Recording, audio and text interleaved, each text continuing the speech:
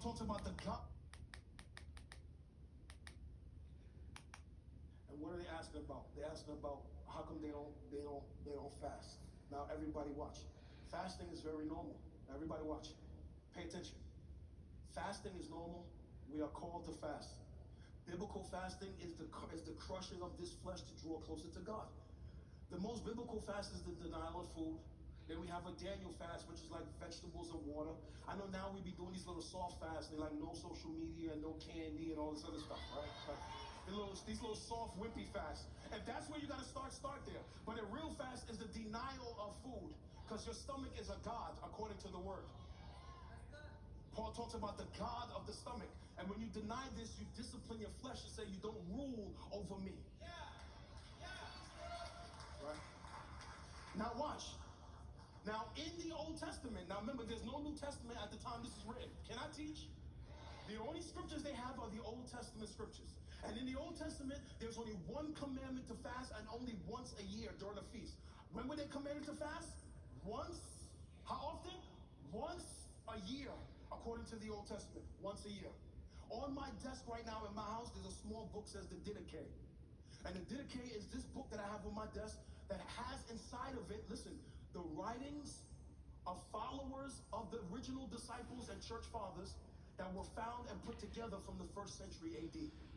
And in the Didache, it tells us in the Didache, in that book sitting on my desk, that during the days of Christ, the followers of God, the religious men, became so hyper-religious, they started adding to the laws of God, watch, man-made traditions, that by the time Jesus came on the scene, they were no longer fasting once a year, they were fasting twice a week, according to the Didache, on the 2nd and 5th day of the week, which is Monday and Thursday, which happened to be the busiest time in the streets. Now put it together. Their fasting went from something holy unto God to something that became religious and rote, only to impress people who were watching. Okay? Every Monday and Thursday, they're out in the street fasting and looking sad, so everybody can see, oh, they're so holy, they're so holy, they're so holy. Now they come and say, how come we fast? The Pharisees fast. Everybody watch. And your disciples don't fast. Okay? Can I teach? All right. Now watch Jesus' response. Matthew 9, verse 15. And Jesus said to them, can the wedding guests mourn as long as the bridegroom is with them? Watch the text. The days will come when the bridegroom is taken away. Powerful word in the original language. Taken away from them, and then they will fast. So now Jesus said to them, slow down with all that smoke. And he asked them a question. You asked me a question, I'm going to ask you a question. Can the guests of the bridegroom fast while the bridegroom is with them? Now pay attention. In the days of Christ, weddings were not like weddings today. Today, we go to a wedding, we have what comes after the wedding? The reception, we dance, we throw on all this cha-cha slides, we do all of that, we get the garter, okay, we cut cake, we do everybody go home, honeymoon is done. In the days of Christ, weddings was not like that. Now watch. In the days of Christ, watch how a wedding went. A groom, God, this is so powerful.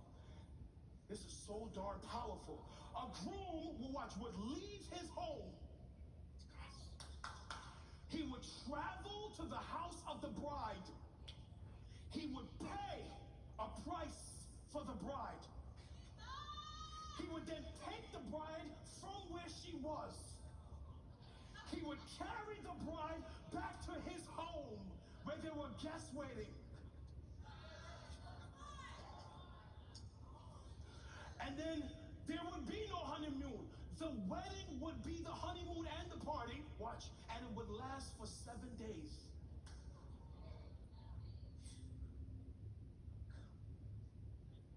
I don't got time to really get into this real deep.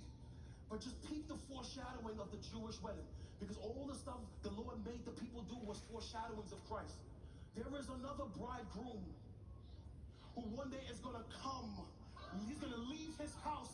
He's going to come for a bride without spot and without wrinkle.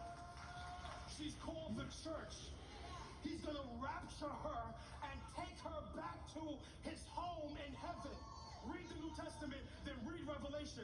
Then Christ and his bride will sit down at the marriage supper of the Lamb, and they will feast for 7 years during the Great Tribulation.